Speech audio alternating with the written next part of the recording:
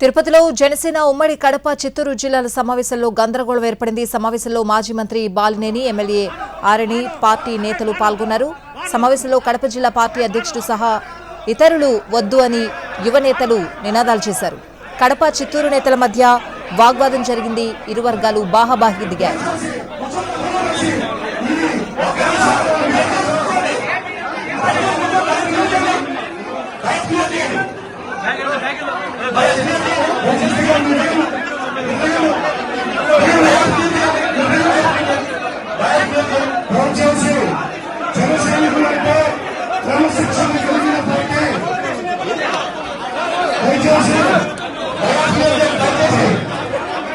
ఇప్పుడు no cost cough syrup తో 60 రూపాయల విలువ గల ఇన్హేలర్ పూర్తిగా ఉచితం. దెబ్బకి దగ్గు జలుబు మాయం.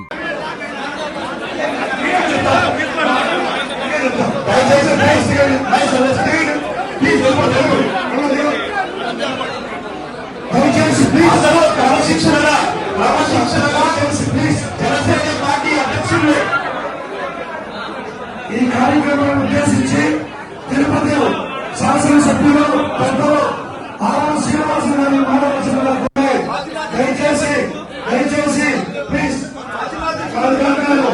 కూర్చోండి.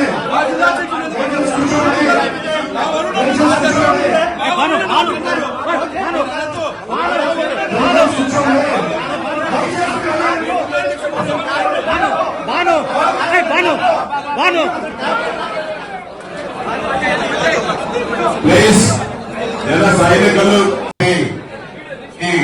ముఖ్య అతిథులుగా విచ్చేసిన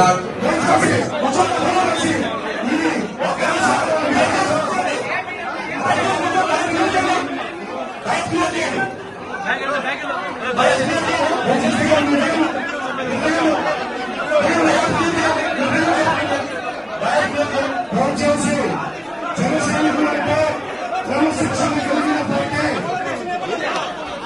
దయచేసి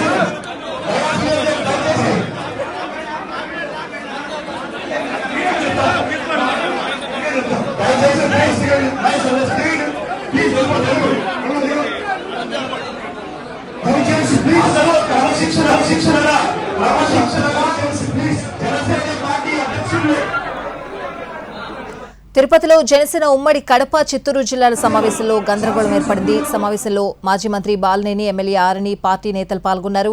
సమావేశంలో కడప జిల్లా పార్టీ అధ్యక్షుడు సహా ఇతరులు వద్దు అని యువ నేతలు నినాదాలు చేశారు. కడప చిత్తూరు నేతల మధ్య వాగ్వాదం జరిగింది.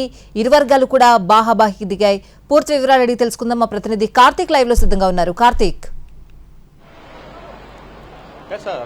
ఏదైతే కొద్దిసేపటి క్రితం ఉమ్మడి చిత్తూరు జిల్లాతో పాటు కడప జిల్లాకు సంబంధించినటువంటి జనసేన పార్టీ నేతలకు సంబంధించినటువంటి ఒక కీలకమైనటువంటి సమావేశం అయితే జరిగింది. ఇది స్థానిక సంస్థలలో ముందుకు ఎలా వెళ్ళాలి, స్థానికంగా ఉన్నటువంటి పరిస్థితులు ఏంటి, గత 2 ఏళ్లుగా కూడా ప్రభుత్వం వచ్చాక ఎలాగుంది అనేటువంటి అన్ని అంశాల మీద కూడా చర్చించేందుకు కూడా సమావేశమయ్యారు. అయితే పూర్తిగా తీవ్ర గందరగోళానికి కూడా ఈ సమావేశం గురి చేసింది.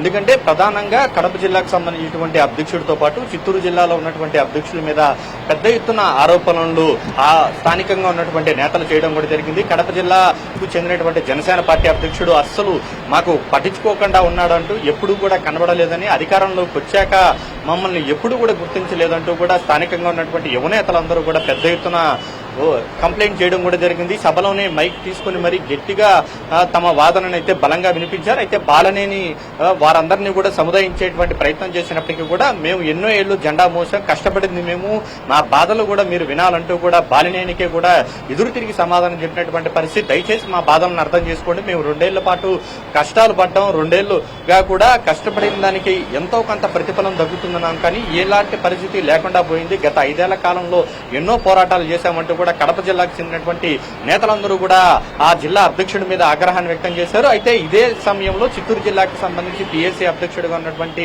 చిత్తూరు జిల్లాకు అధ్యక్షుడిగా ఉన్నటువంటి హరిప్రసాద్ మీద కూడా పెద్ద ఎత్తున ఆరోపణలు చేశారు. ఆయన మమ్మల్ని పట్టించుకోవడం లేదు, కేవలం పదవులు వచ్చాక ఆయన పని ఆయన చూసుకుంటున్నారు, కానీ సమస్య అనేది వస్తే మాత్రం కనీసం ఫోన్లు కూడా తీయడం లేదంటూ కూడా ఆగ్రహాన్ని వ్యక్తం చేశారు. దీంతో ఒక్కసారిగా కూడా కడప జిల్లాకు చెందినటువంటి నేతలు కూడా చిత్తూరు జిల్లా అధ్యక్షుడి మీద కూడా ఆరోపణలు చేయడంతో తీవ్ర గందరగోళానికి గందరగోళానికి తెలియజేసింది.